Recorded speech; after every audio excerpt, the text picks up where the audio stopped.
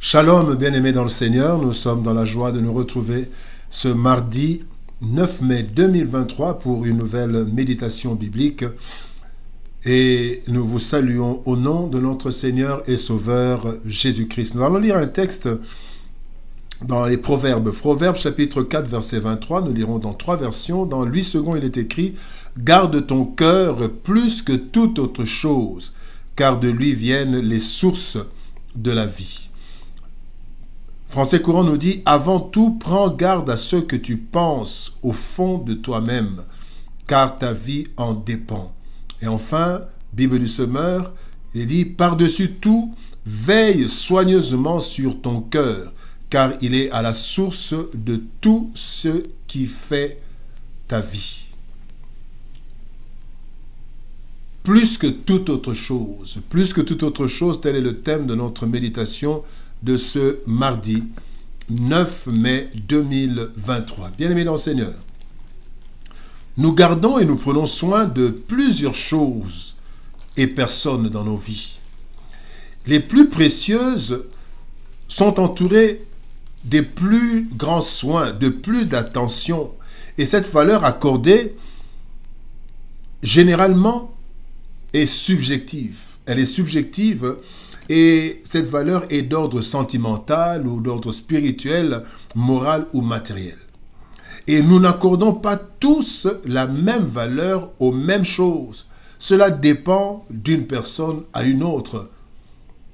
Le Seigneur, à travers le texte de ce jour, nous révèle ce que nous devons le mieux et le plus garder dans notre vie. C'est notre cœur, ou en d'autres termes, notre âme.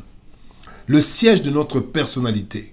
Le principe de vie qui sous-entend le siège des sentiments, de la pensée, de la volonté dans l'homme. Tirons quelques leçons de notre verset de ce jour. Première leçon, les sources de la vie.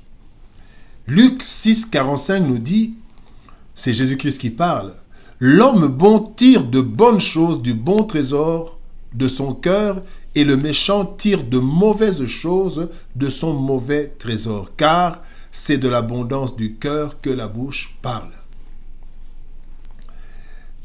Dans l'âme ou dans le cœur se trouvent les sources de la vie.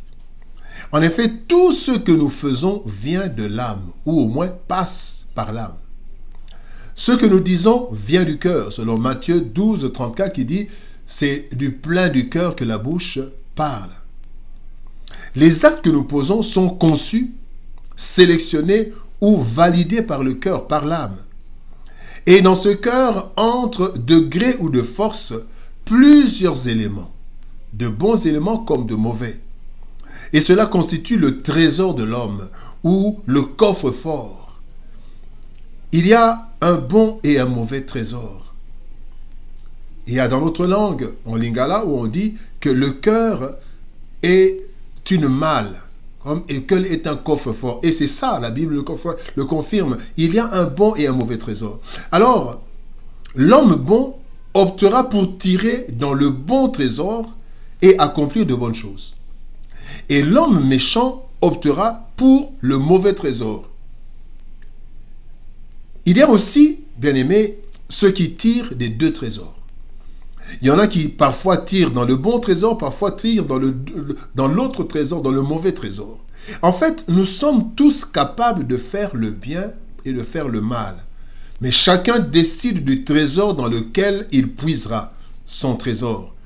La source de la vie, les sources de la vie sont donc dans l'âme. C'est là qu'on puise le bon ou le mauvais trésor.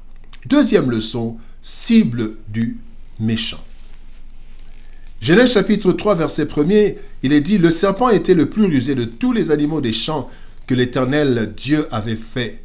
Il dit à la femme, Dieu a-t-il réellement dit, vous ne mangerez pas de tous les arbres du jardin ?»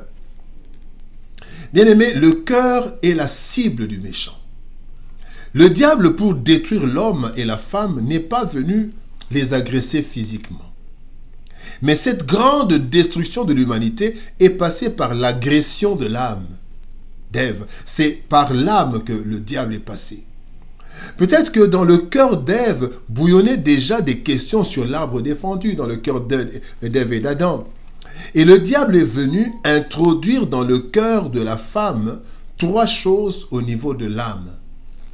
D'abord le doute, en disant « Dieu a-t-il réellement dit ?» Le doute s'est installé. Et puis après, il a placé l'envie. Dans Genèse 3,5, il dit « Vous serez, si vous mangez de cet arbre, vous serez comme des dieux. » Il a introduit l'envie. Et la 3e chose qu'il a introduit dans l'âme, dans le cœur d'Ève, c'est la révolte. Dans Genèse chapitre 3, verset 6, la Bible dit « Elle vit, après la conversation, elle vit que l'arbre était bon à manger, et bon pour donner l'intelligence. Et la Bible dit, elle mangea et elle en donna à son mari. Donc il y a le doute, l'envie et la révolte. Et le diable utilisa les mêmes formules avec Jésus. Il a voulu introduire dans l'âme du Christ, il a voulu introduire les mêmes choses. Le doute, si tu es fils de Dieu. L'envie, voici tout ce que j'ai, je peux te le donner. Et la révolte, si tu te prosternes devant moi. Et cela, nous le voyons dans Luc chapitre 4, versets 1 à 13, où le diable a essayé la même chose. Mais gloire à l'Éternel, là, il a lamentablement échoué, parce que le Seigneur a gardé son âme, il a refusé. 3e leçon, la meilleure sécurité. 1 Jean chapitre 5, verset 18, la Bible nous dit « Nous savons que quiconque est né de Dieu ne pêche point, mais celui qui est né de Dieu se garde lui-même, et le malin ne le touche pas. » Avec toutes les trahisons et les abandons de l'homme, le meilleur gardien de l'homme bien-aimé, après Dieu et les anges, c'est l'homme lui-même.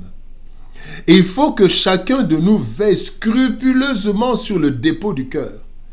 Et garder notre cœur plus que toute autre chose, c'est veiller sur 3 choses principalement. Veiller d'abord sur ce qui est dans notre cœur. Nous naissons avec des caractères, des aptitudes, des habitudes innées héréditaires. Nous devons connaître le bon et le mauvais trésor. Qu'est-ce que j'ai hérité de mauvais de mes parents, du monde? Qu'est-ce que j'ai hérité de bon? Parce que nous naissons avec cela. Nous devons le savoir et développer le bon, étouffer ou si possible, éliminer le mauvais par la discipline, l'éducation, la prière, la méditation et le rapprochement avec les personnes vertueuses. Donc nous devons savoir ce qui est. Nous devons savoir ce qui entre dans notre cœur, dans notre âme. Bien-aimés, avec l'ère numérique, nous sommes sollicités et parfois agressés par le monde extérieur. Nous devons veiller sur ce que nous lisons, veiller sur ce que nous écoutons, veiller sur ce que nous voyons. Nous devons veiller sur notre entourage pour ne pas faire entrer n'importe quoi dans le cœur. Et enfin, nous devons donc veiller sur ce qui en sort, ce qui sort de notre âme. Involontairement en nous, il y a le mauvais trésor.